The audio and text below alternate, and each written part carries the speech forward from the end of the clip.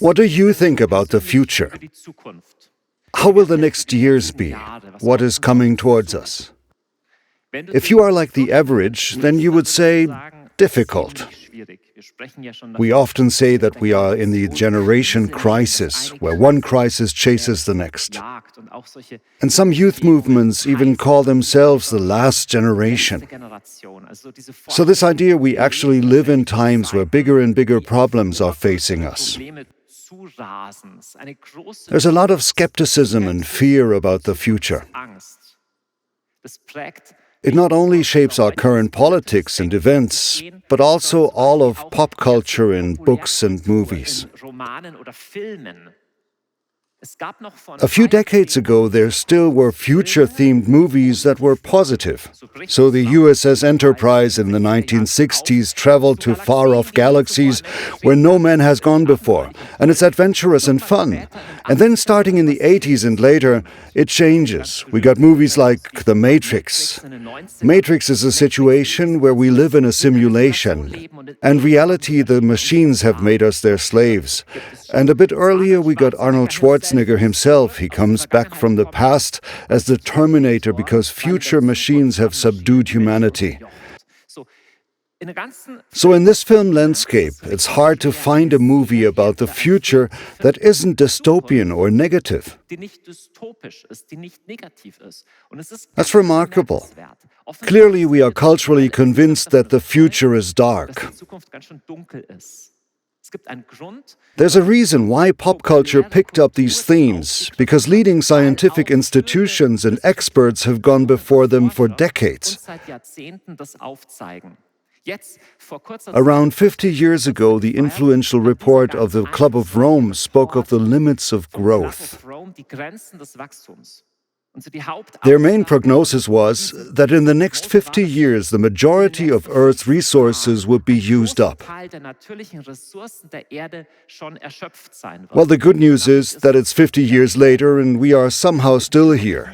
But this thinking that time is running out and we're just before the end of our resources has made a deep impression.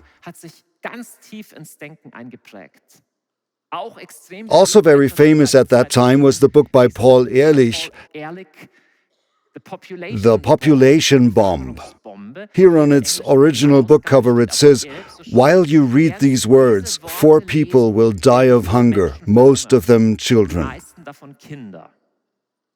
This book sold 3 million copies, and the first sentence is, "The fight for feeding the human race is over." In the 1970s, hundreds of millions of people will die despite all immediate measures. So hundreds of millions, maybe 300 million, 500 million or more. Paul Ehrlich writes that in the 1970s there were about 3.5 billion people at the time, that a third or up to a half of them will die in the 1970s. So that didn't only not happen, but actually the opposite happened. I will tell you more about it later, but what happened, but this mindset has still become very deeply ingrained in us. There's overpopulation. There's not enough space. We are bursting out of our seams. The water is tight and oil is running out, and these things of lack where we are too many people. Paul Ehrlich got it so catastrophically wrong that every other sentence he writes was the opposite. I'll give you an example. He described that in the 70s, millions would die of starvation because he said there are more and more people, but only a limit of food, and so people will eventually starve. In the last 25 years alone, 1 billion people worldwide were saved from extreme poverty.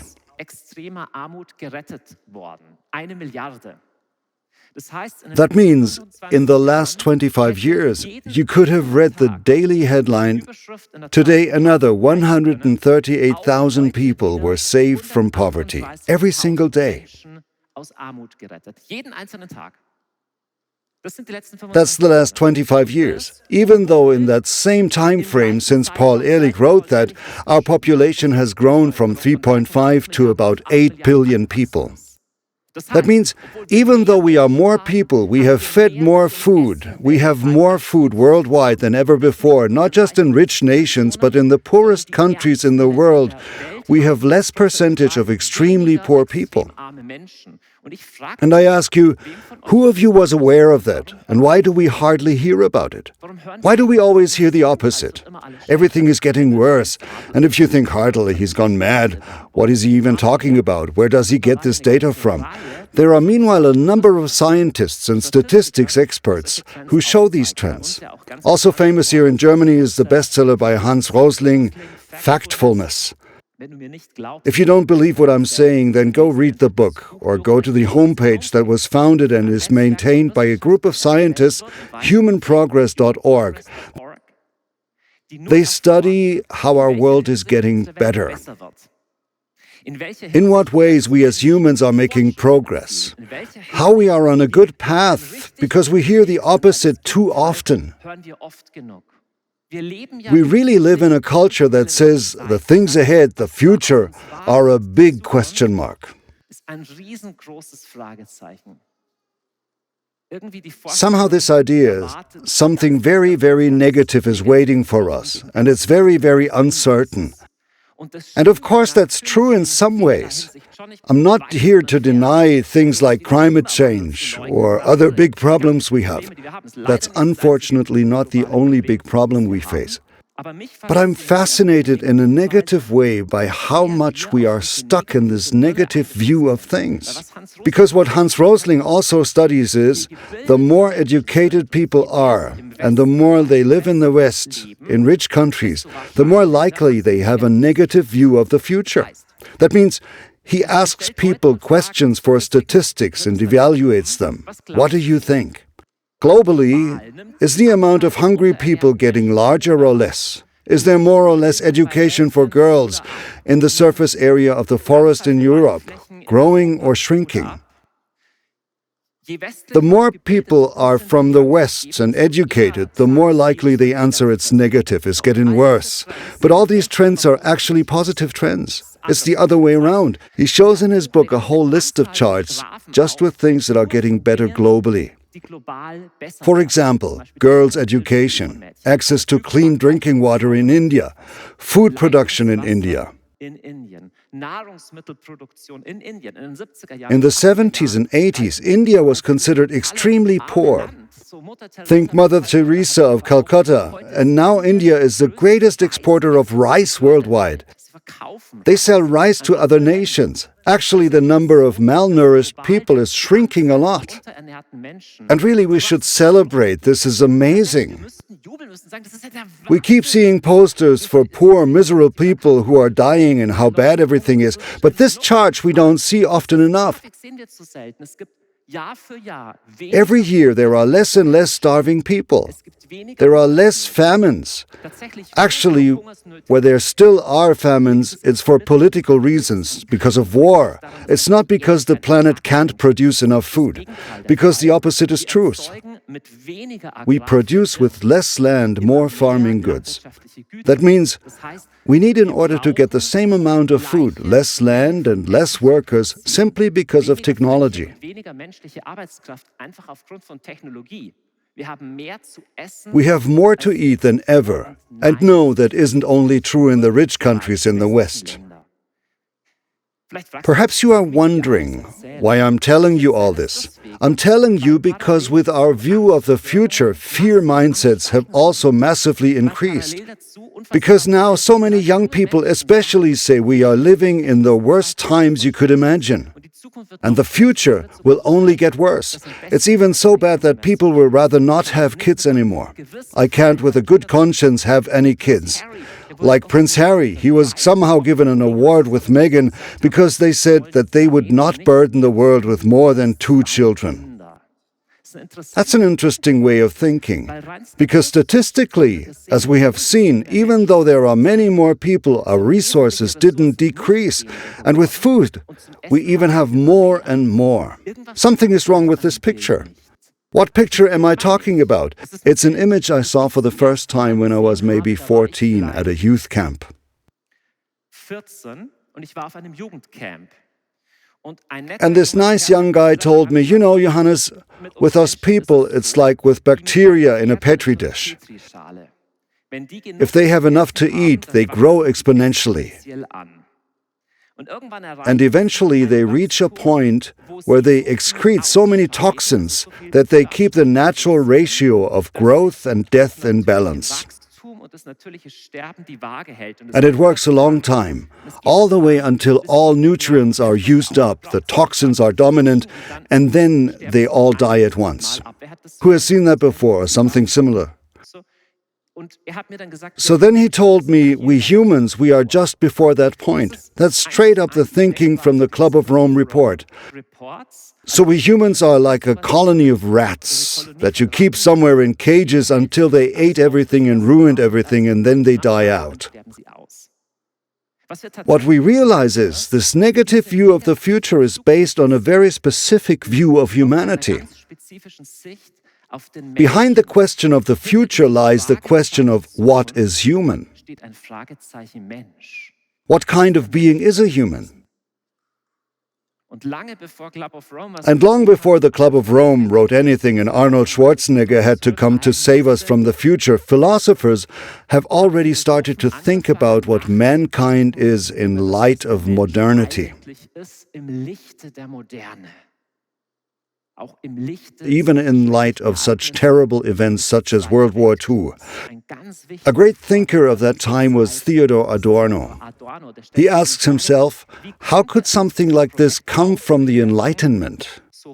So from this project where we believe in our rational minds, that we believe in science and technology and free discourse, how could that tip over into the Third Reich?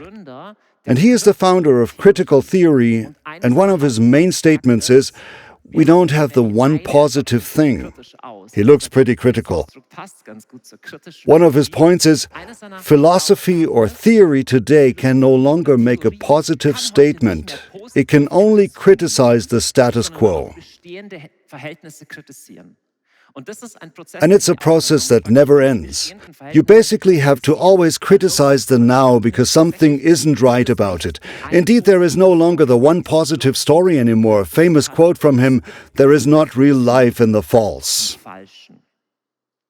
In a similar way, a few decades later, we can see it in structuralism and post-structuralism. These are philosophical streams. They say, for example, language. It's not one word is tied to a meaning, but it's a system of signs that refer to each other. And society also works as such a structure, a system. And then post-structuralism, one of the most important thinkers of that was Michel Foucault. He says, behind our society discourse, and even our science discourse, and what we consider right and wrong, basically lies a power struggle. It's a discourse of power. Here's an example. Who decides whether someone is mentally ill or not? Well, some doctors decide it for some reasons. And he says, these are people in power who say you belong and you don't.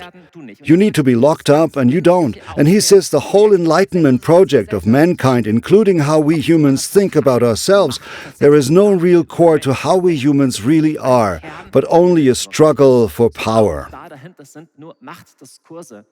In his most famous work, Les mots et les choses, translated The Order of All Things, the last sentence is, likewise, the human is nothing more than a free construct, and man will perish the same way as a drawing of a face in the sand is washed away by the waves.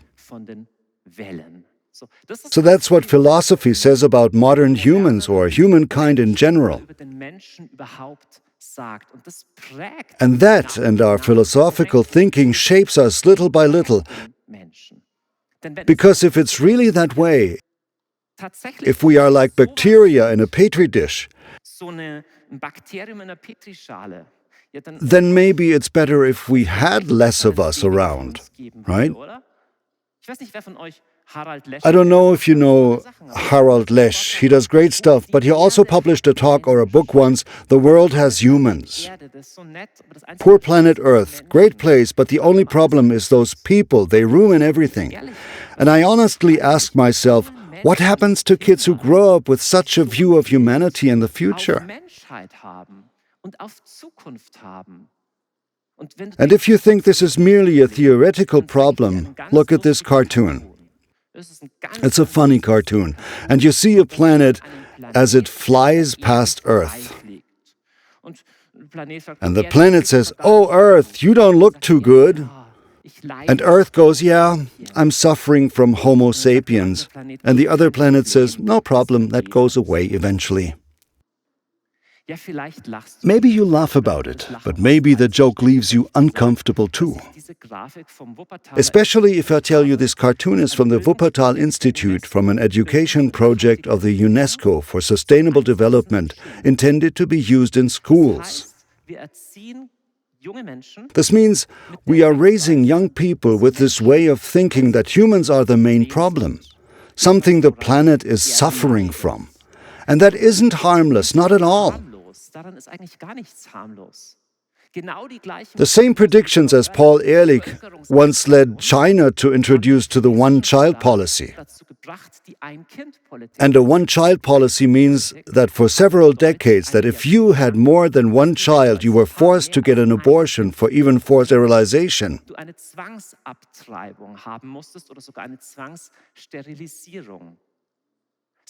And that's absolute cruelty.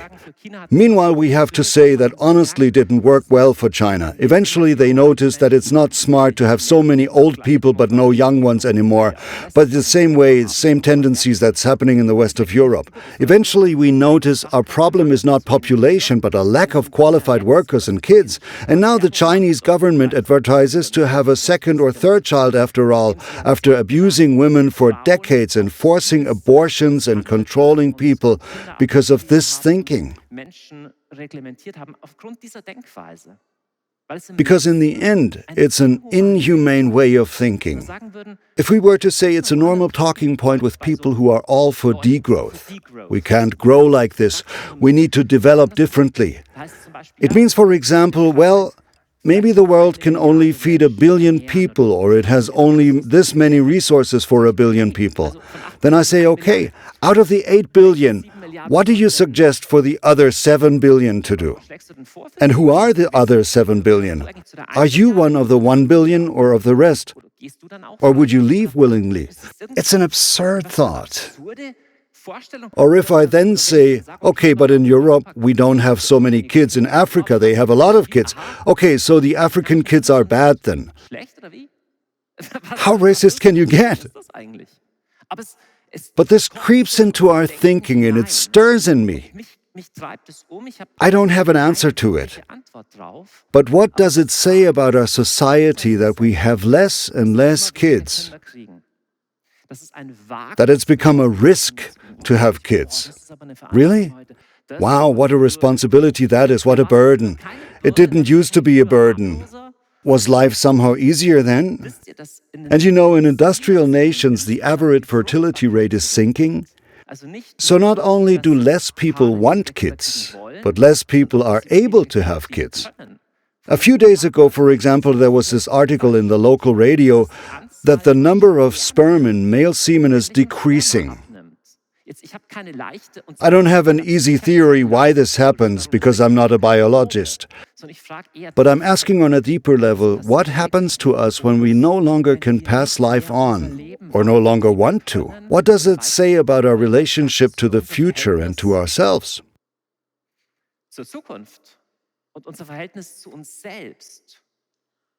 And what could the alternative look like? We really need another way.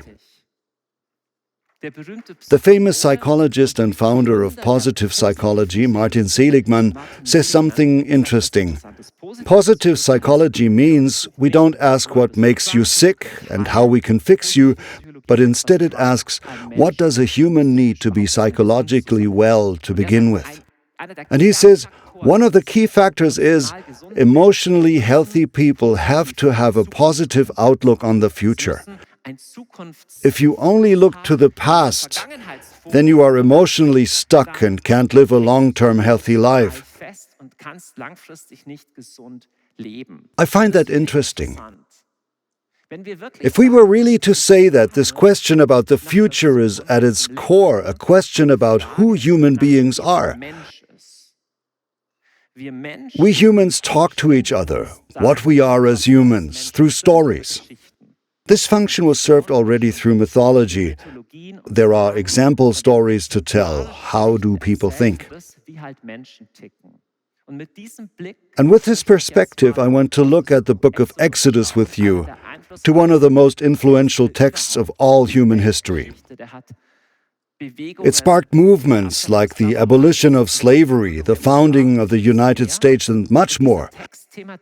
And this text talks a lot about looking back to the past and about facing a positive future. I'll show you how. Moses is in the desert and has an encounter with God. You know the story, there is a burning bush. And from the burning bush comes a voice saying, "I am God." And then Moses asks, "What is your name?" And God introduces himself with a phrase that isn't so easy to translate from Hebrew, "I am that I am." The "I am here." I said that for years. It practically means God is right here, right now. And that is true. God is really here right now. And I was in Israel last year and owe this understanding to my friend Moshe. He told me, Johannes, in the Hebrew, if you look carefully, it says, Ehyeh asher ehyeh. And this aleph before the Ehyeh is a future prefix. It means technically it's future tense. So you could equally translate this phrase as God saying, "I will be who I will be."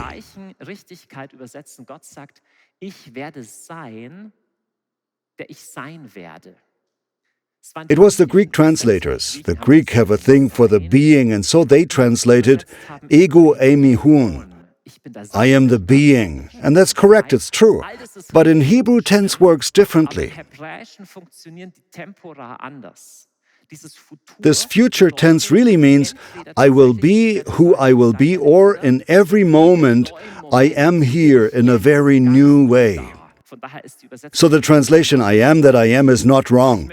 But I want to focus on the future tense aspect in the light of what God is saying about himself by using a name as I will be who I will be.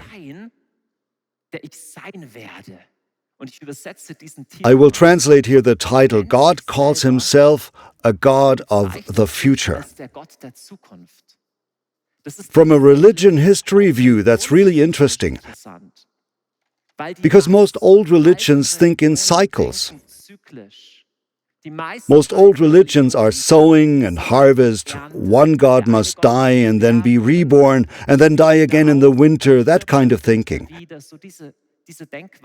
And in the religion history of Greece, there isn't really much dynamic development. So there's a little bit of that with the sagas of the Iliad, but not in the now. So God is not made part of human history. In general, this aspect of future probably doesn't show up in religion until Judaism introduces it. I think it's one of the reasons why there are so many proactive, inventive, and future-oriented Jews, because they have this deeply ingrained in their thinking. And God also doesn't give Moses a strict plan, but he says, I'll just be there anew all the time. The path leads forward. It stays alive. But as soon as the Israelites leave Egypt, the problems start. The first ones say, well, the desert out here, it's not that great. Maybe we should go back to Egypt. We can sort of understand them. As soon as they start on this path towards the future, there is also the tendency, okay, maybe let's go back. Because Egypt had a lot to offer, like architecture and security and supplies. As soon as the Israelites set out, they start, and that's the topic of the whole book of Exodus, to have the wish of going back. For example, here, why does the Lord want to take us to that land? So that we fall by the sword, or so our women and children become captives of the enemies? Wouldn't it be better to go back to Egypt? This desire to go back to the past is deeply human. There is a conservative temptation and a liberal temptation. The conservative temptation is to say, back then everything was better. The people were more decent, they had manners back then. But you have to ask, when exactly was that? When exactly was everything better? When Germany was an empire, Nazi Germany? When was the time where things were so great? And then it gets difficult when they start to realize back then it wasn't at all better. Also, those who say that today is so bad, the question is, when would you rather live? So that's a conservative temptation to turn back. There's also the liberal temptation. It's quite a fashion these days. It's this romantic idea that, well, we as humans are the problem. We have sinned against Mother Earth, against Gaia. And back when we lived in harmony with nature, everything was okay then. There are many movies with this topic, like Avatar. They imagine this perfect ancient state, where tribal cultures lived in unity with nature. This is a fairy tale. Back then was a time where every other child and mother died at childbirth, you know. If we idealize Mother Nature, we can't forget that Mother Earth does a lot to kill us. If you think, Mother Earth, I'm so connected to her, then sure, the moon would also smile on you as you freeze in the snow because you didn't make a fire or didn't build a shelter. Nature, on the one hand, provides for us, quote, because we have things available, but it's not some mother goddess or a safe home. That's just a dream. Just like the dream to go back to Egypt was only a fantasy. In reality, Egypt was not good for the Israelites at all. And I thought more about this wish to go back to Egypt. What I notice when you go to an Egyptian museum or look at the pyramids, what function did that pyramid have? The function of the pyramid was a grave. Yes, the Egyptian Book of the Dead, all the Egyptian religion is full of this idea of the afterlife. So the Egyptians spend their whole life getting ready for death. It is essentially a cult of death. And I think that this desire to go back to Egypt, to go back to Mother Earth, I'll draw a grave here, is ultimately a flirt with the nothingness. Might be a reason why a secular whitewashed version of Buddhism is so en vogue right now. Kind of you dissolve, the leaves fall from the tree in the same way we die and all rivers go to the sea and eventually evaporate into clouds. Yeah, you know why that's comfortable? Because you are relieved by this death flirt and nihilism from the weight of having to face your life. Because to face your life and the future costs something. Of course, it's easier to say back then everything was better. Or actually the whole human race is the problem. Maybe it was better when there was only Mother Earth alone. In the end, it's a refusal to look life in the eye. And that's why it's a flirt with death. And we should resist that. Because life is good. And if we no longer value human life, we are building an inhumane world. Before this negative worry, this wish to go back to Egypt, there were a few other things.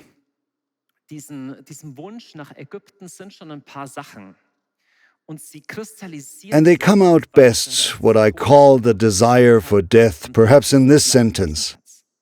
We say, oh, that we had died in Egypt. Sure, in the end you'll say it was better if only 1 billion people were alive. In the end it would be better if no one was around, right? Is that what you are saying? And it's a voice deep inside, we all know it. It's the voice of the enemy of life. It says ultimately it's best to die rather than face the future. Look just how monumental that statement is in the book of Exodus, where God introduces himself as the God of the future, the one who will be. Have you noticed there are no ads on this channel? This is the only one. There's one reason for that. This channel is funded by donations only. If you want to help us to continue with this work, you find everything about supporting us below in the description. Now enjoy the rest of the video. There's a reason why the Israelites were in such a bad mood. Just before they said they'd rather die, they had sent out spies to scout out the promised land.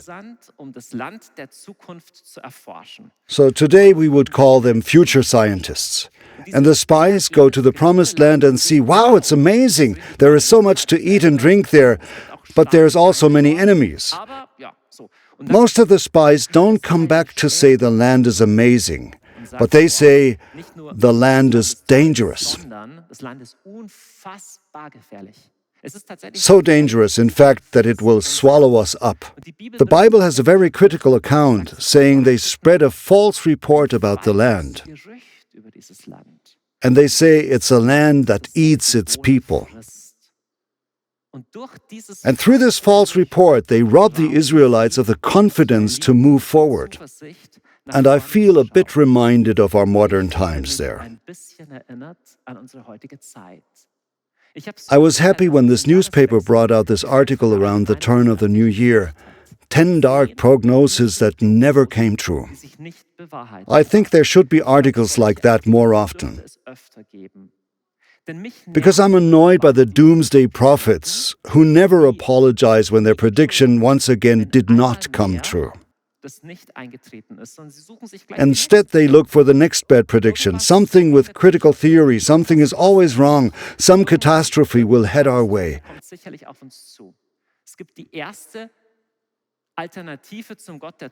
There's the first alternative to the God of the future. I'll draw a speech bubble and I call it bah. Bad talking about the future. It's spreading fear. It's the warning that all things will be terrible. You know, the pessimists make it easy on themselves. If it didn't happen, they say, well, that's the paradox we warned you about, and we changed that. So, okay, you never need to apologize. You can warn all day long. You can rob climate-poisoned people of hope and infect young people with anxiety. And you never need to apologize, and we keep clicking on it. Because those aren't bad people who do this. We all look at the prediction and say, oh no, it's all going to be bad. We all feed the machine ourselves. We've all gotten used to this constant negativity. But the only people who make a positive difference are those who are actually doing something, and who believe that something good can be done. Not those who bury themselves in fear and glue themselves to things and freeze. My problem is not with climate activism. That's not what I mean. I mean this inner freezing that everything is bad. Okay, but if everything is bad, it's only the people with hope who are creating something good in the world. It's not the people who freeze in fear. We need more of those. People who actually shape the future in a positive way.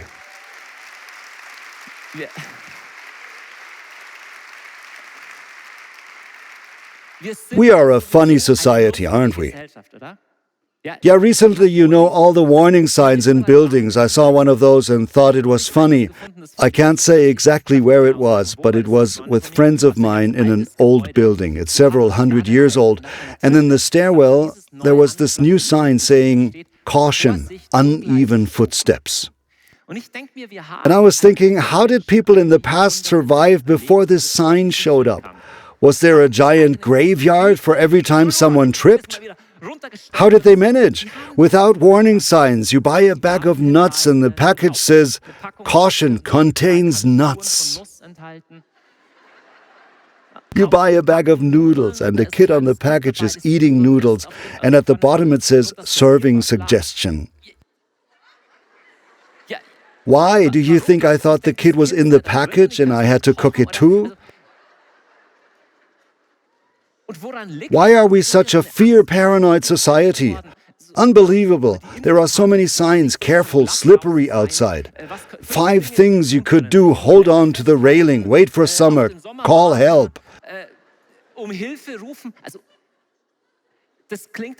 Well, at first glance it sounds nice, until you realize, wait a minute, we are teaching ourselves to be driven by fear. That's crazy. And I think this could have a deeper cause.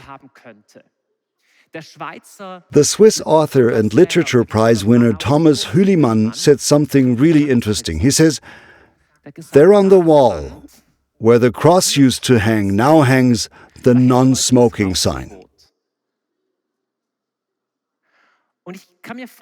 And I can imagine that he's right, because the opposite of fear is not no fear, but faith. The opposite of faith is fear. Because everyone has fear, but the question is, what do you do with your fear? I love the poem by Immanuel Geibel, or perhaps Gellert, I always mix up the name, but anyway, when you refuse to open the door to faith, superstition climbs through the window. If you chased away the Most High, the ghosts arrive. Again, when you refuse to open the door to faith, superstition climbs through the window. If you chased away the Most High, the ghosts arrive. You have to warn, be afraid of all the bad predictions. Then it happens differently, but you still have something new to warn about. In the Bible, we see a symbolic alternative, and I admit its symbolism I don't quite understand. We see an alternative to the God of the future. So the Israelites, while Moses is on the mountain and meeting God face to face, they are grumbling. What's taking him so long? And then they go to Aaron and say, Aaron, we need something concrete that we can face our future with. And then there's an interesting note that Aaron makes a drawing and then casts a golden calf. And then he says, these are our gods, O Israel. And the name calf is probably a joke name, because it likely was actually a bull. And the bull played a huge role in the mythologies of the Egyptians and Canaanites.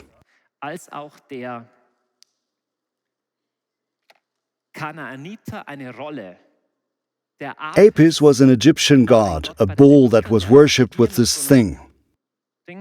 And Baal also was symbolized by a bull. That's his common attribute. And I want to share with you a bit what symbolism is going on here with the bull or golden calf. Or let's see first what is written about it. The first thing we read in this phrase is that the drawing is made with a writing tool.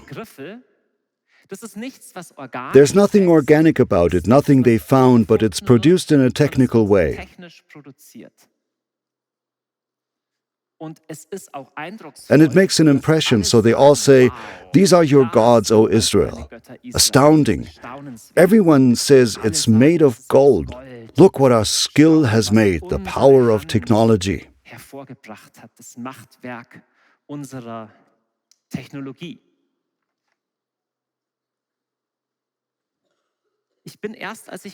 It's only as I was preparing for this talk that I came across a passage that confused me, the verb that precedes it.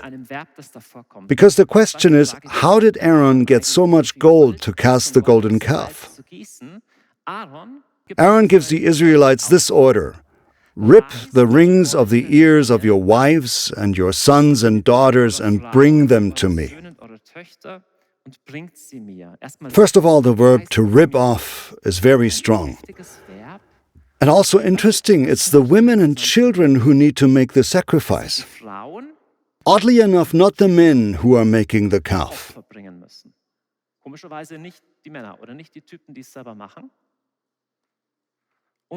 In order to make this calf, you must make sacrifices.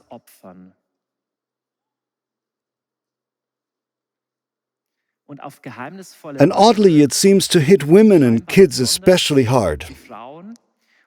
Does that maybe have to do with family or fertility of the next generation? I'm not sure exactly. I've already mentioned the deeper meaning of the bull. This is a picture of the Apis bull. The god Apis in Egyptian mythology was on the one hand a fertility god. The male bull was the image of virility. Look at the bull. Look at what the bull can produce. It has something to do with fertility. I'll put it in quotes here. Sexy. We also read later when the calf is done, Moses returns and then this happens. It's become a wild party. The Bible isn't so clear about what kind of party it is, but the sexual connotation is definitely part of it. And yet it stands in strange contrast to the fact that a golden bull or calf is not fertile at all. I mean, if any bull doesn't sire young, then one made of gold. No baby will ever come from that. No baby will be made. That means the idol itself is infertile and lifeless. He himself is not alive. It is precisely not the God who led Israel out of Egypt. And there's this interesting coincidence that Apis is not only the god of fertility, but also a god of death. The golden calf is a classical example of what the Bible calls an idol. And an idol in the biblical sense is always both at once. On the one hand, it's attractive, seems positive, but on the other hand, it's evil. You have to sacrifice to it. You are forced to. And I almost have a feeling that's the point where the people say goodbye to the God of the future. Instead, past and future are made into idols. It's an abstract thought I share with you, but let me try to explain. Where does the past become something I cling to, in the good or bad? Firstly, in the good. What does an idolized past look like? Well, when you glorify it, back then everything was perfect. By setting your heart on the past, if only, if only. Or also, when you keep score on your inner accounts, all those bad things they did to you, and one day you will pay them back, then you are making the past your idol. And our culture does that a lot these days, in saying the past is the bad idol. We blame it all on imperialism, colonialism, and sexism, and everything that was tradition in the past was nothing but pure evil. Of course, that's a tempting thought, because then I don't need to open up and question myself. We don't need to question our current state. Instead, we stand on the mountain peak and look down on human history and say, they were all dumb. We say, they must have all been idiots, yet they were also the people who built the things we walk around in today. Those very institutions we try so hard to deconstruct and criticize. The past can be idolized, but of course the future can just as well become an idol. And one way to idolize the future that is quite popular, I call it the utopia method. Utopia means one day there will be the perfect new society. And to get there, we need to first let all our things so far go up in flames. But why should I believe you that things then will be better? Well, just because. Okay, and in what country has that already worked? Well, it's never really been done. But this time we'll do it right. We need to completely overthrow the old system. It's easier to tear down something old than to build something in a positive way. But this life in utopia dreamland, where supposedly everything will work, leads to very inhumane societies. And surprisingly, it's often those people who carry these utopian ideas to the whole world who can't live their own life in a productive way. For example, their own relationships. And it got me thinking, where is the place where the past and future and present meet in a healing way?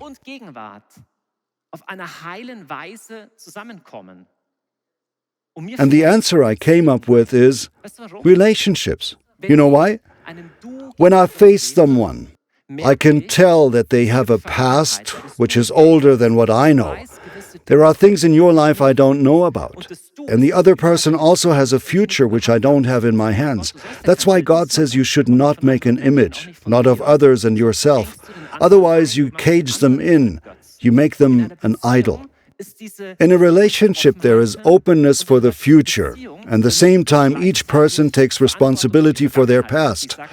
You can't say, who cares what I said yesterday? This is why I think that Eckhart Tolle is wrong in a sense. I agree in part. He wrote a famous book called The Power of Now, saying the only moment that exists is the now. There is truth to that. Namely, if we get stuck in the past or the future, we aren't open for the here and now. That's an important thought. But it doesn't mean that the past and future don't exist. If there is only the now, then there are no relationships. Relationship means that I take responsibility for the future and also take my place in the history and responsibility of the past. A whole place where you can experience this is the family. In a family, you are born by parents who were there before you, and you have responsibility to those parents when they get older. And ideally, the love of a man and a woman becomes fruitful. So from the gift of life that I myself and each of you was conceived in, also grows the inner freedom of love to pass this gift on. And I ask myself, wow, what happens to our society where the mere mention of these words has become a negative sound? We say that it's a risk to have kids. Back around 50 years ago, there were words in German that we have almost forgotten today. One is the children's blessing, or that a woman can have a blessed womb. Do you even know these phrases? Very old-fashioned. And do you know what the phrase "to be of blessed womb" means? That a woman carries a child inside her. Pregnancy today almost sounds like, oh, is there a cure for that? Or you can choose, do I have to? You can easily choose whether or not the time for children is right. And more often the tendency is to use contraceptives. We have become a culture that wards off conception. And that's something you do against tragedy. One has to beware of something negative. How much our thinking has shifted. Love is always oriented towards the future. And if you don't experience life at the deepest level as a gift, then it makes sense that you don't want to pass it on. And as a society, we might no longer be able to pass on the gift of life.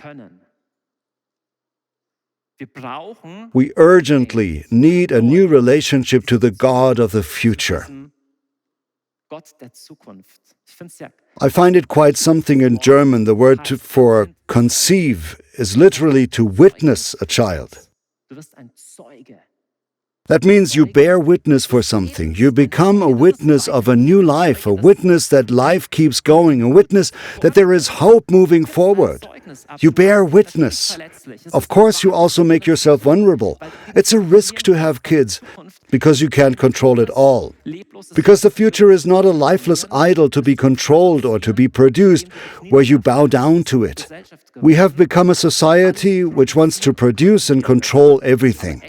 But real life, you can only receive and pass on.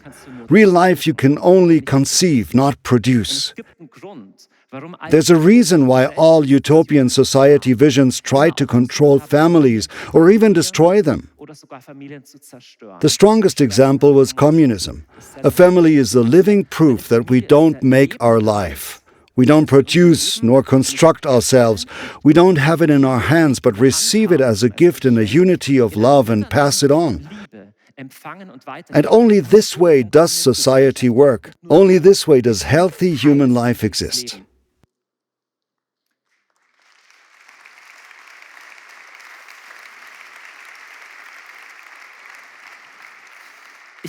I will share with you a quote from one of my favorite philosophers. He died 3 years ago.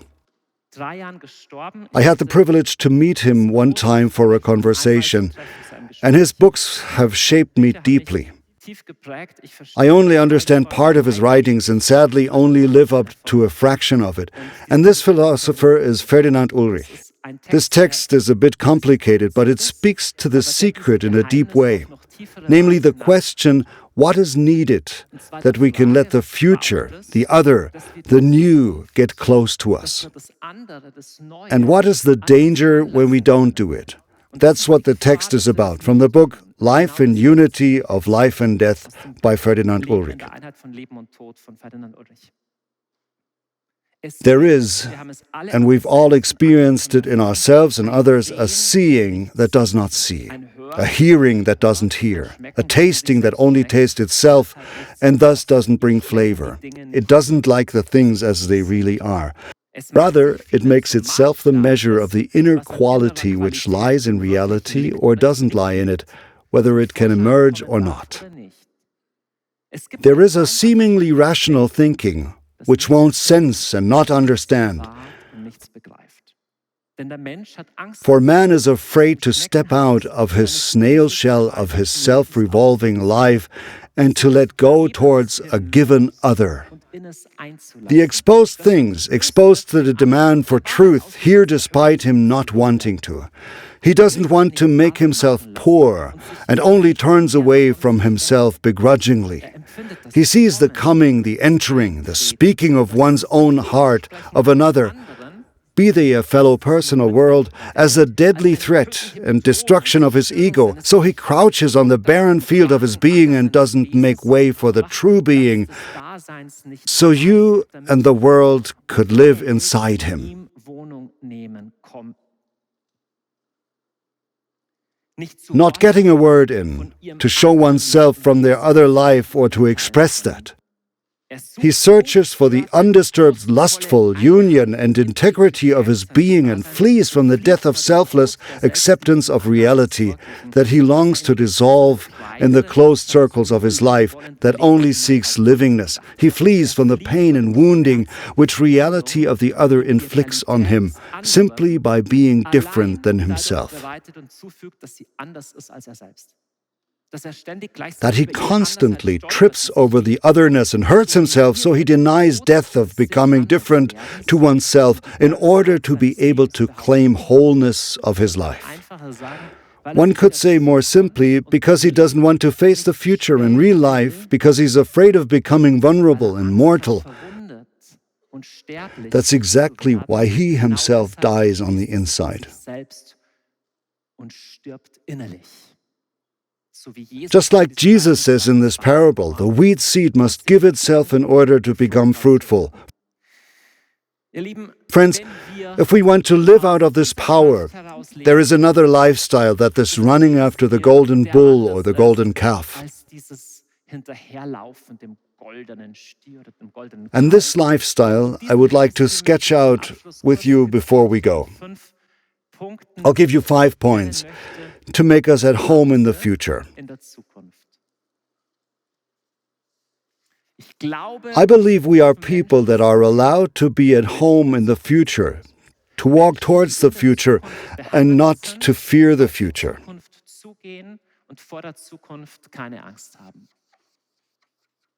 Not from a naive place, but from a place of hope. And the first point is, there is good waiting for you and for all of us.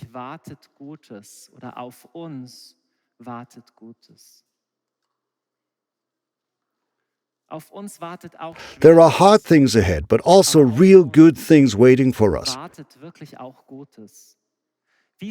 How it will exactly be is hard to say. Moses also asks that question, how exactly should I lead the people out? And Moses got a strange answer from God. And God said to him, I am with you.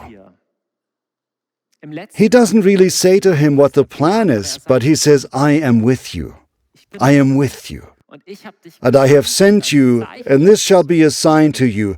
When you have come out of Egypt, you shall worship God on this mountain. I think it's a strange sign. It's a sign you will get only after the fact. So, like, do it first and only when it's done will you see my plan was good. But that's how God is. God doesn't give you a thing of gold in your hand, something to hold on to. He only promises that there is goodness waiting for you. I am with you. And in hindsight, you will see that I had a good plan. But He challenges us with the risk of the future, a risk of faith. And He doesn't spare us that part.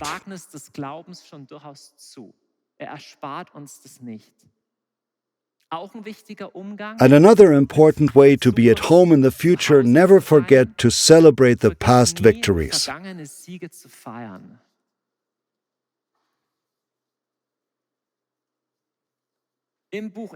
Already in the book of Exodus, we see the command, "You shall recall this in your memory and teach it to the next generation and tell of what God has done." We also need this connection to the past, a perspective of gratitude for what happened. Otherwise, the future will be poisoned.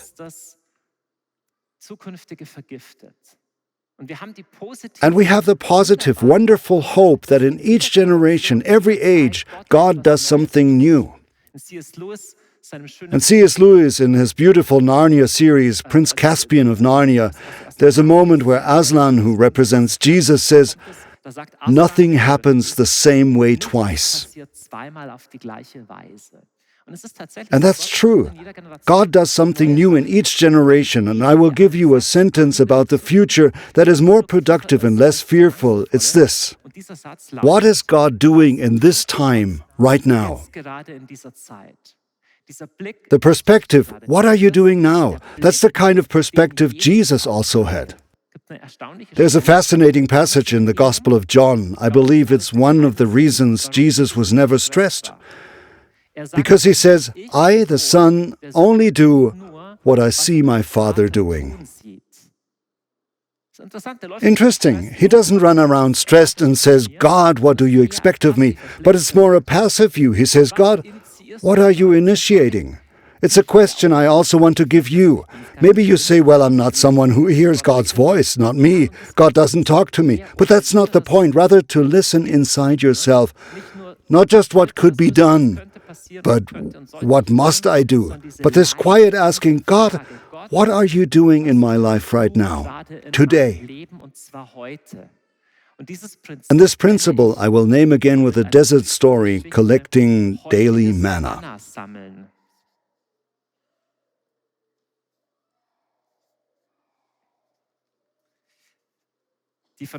If you aren't familiar with the story, there was a miracle in the desert where manna that spread came from heaven for the people, but they could only collect the manna for one day. It's a beautifully symbolic story for us too. In the Lord's Prayer we pray, "Give us this day our daily bread," not bread storage for the next 10 years. Give us this day the daily manna. Let me read you a short text by Sabine Nägeli. I find it quite beautiful. It's from her book, "The Night is Full of Stars." Let it in, the new day, laden with burdens in its grey coat, if it offered such the call of dear life today. Not the day makes you poor, as it burdens you with weight and exposes you to pain. You are only poor where you refuse to love, where you resist embracing the incomplete, to take the way of the cross.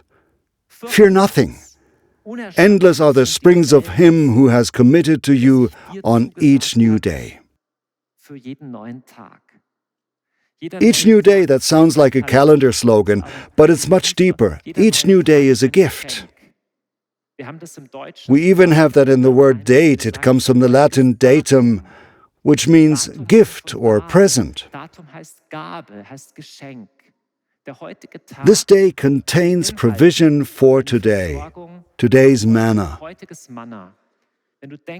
If you think you could collect things up for all future days and prep for all possibilities, then you will probably freeze in fear.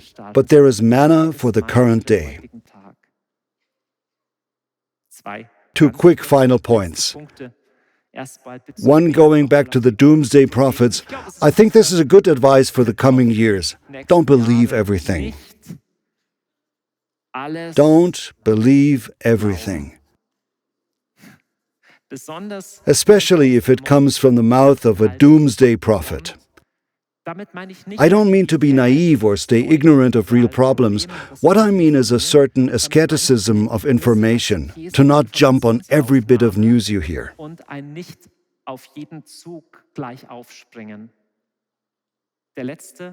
And the last point refers a bit to what Sabine Nägeli writes, don't refuse to love. A healthy posture towards the future, in my opinion, is to give yourself away. There is a bad giving yourself away, which is to throw yourself away, because you never owned yourself. A bad giving of self is to let people do anything with you where you can't take responsibility or live with yourself. That's false giving yourself away. But just as dangerous is the desire to put up walls to protect yourself. That is what Ferdinand Ulrich was talking about. There is something peaceful in between. All I have is a gift. My life isn't a fortress I built for security. My future isn't a fortress I build up. It's a river, and I flow with it. Just like the weed seed dies when it is planted in the ground, yet can only survive by living on as it passes its life on. It's a question that's much more productive than, why do I feel so bad? Why did this happen to me? And the question is, what am I called to right now? Not so much what do I expect of God, more like what does God expect of me? Because to say to others, so much bad has happened to me now, I need to pay them back for it, that's the root of almost all evil. It was the root of the first murder. Cain said, "Oh God, you treated me badly, so now I can kill my brother Abel." And maybe a lot of bad happened to you, I don't doubt that. Maybe I experienced more or less. But still the question, how can I still give myself away? How can I be part of the answer? What is God's call to me today? Will His call lead to the future and not to bitterness and standstill? Friends, I have a last bit of wonderful good news for you. And that is, the Terminator is real. It's not Arnold Schwarzenegger who returned from the future. Hasta la vista, baby. Instead, we Christians believe that something like that really happened. Where Jesus came, not from a future that would be oversimplified, but from a reality of God to save us, to call us home. And there is a verse in the last book of the Bible that I find quite astounding and cool. Namely, the old man John, the seer, according to tradition, he is the same man who was Jesus' favorite disciple. Jesus appears to him as the risen one, the exalted Christ. And John is so overwhelmed that he falls like a dead man to the ground in light of his majesty and glory. And then he writes, "But he put his hand on my shoulder and said, 'Fear not. I am the first and the last, the living one. I was dead, but now I live in eternity, and I hold the keys to hell, death, and the underworld.'" He didn't only come back from the future, but from death, and he says he has the keys. Friends, there is this God of the future, and this image of humans is a lie. We are not just bacteria in a petri dish. That's just as dumb as saying, how many keys does a piano have? 88. And how many melodies can you play on the piano? Maybe 500. Then you run out of keys. You can play endless amounts of melodies on the piano because people don't use Earth's resources, but also generate resources of the mind.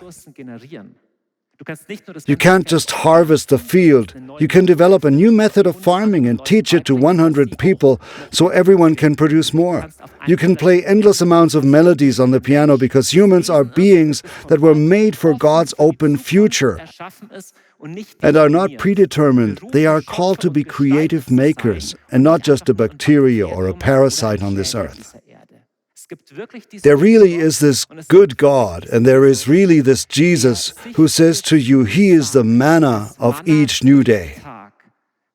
We Christians literally pray, ton arton hemon, ton eposion, dos hemin semeron. In Greek that means arton hemon, our bread, epioson, that can mean daily, but you could just as well say supernatural. Our supernatural bread give us today. Jesus himself is the supernatural bread, his presence that is promised for each day. He holds the keys to hell, death, and the underworld. He is the future. And with him we will not remain victims, but we can become makers of a good future.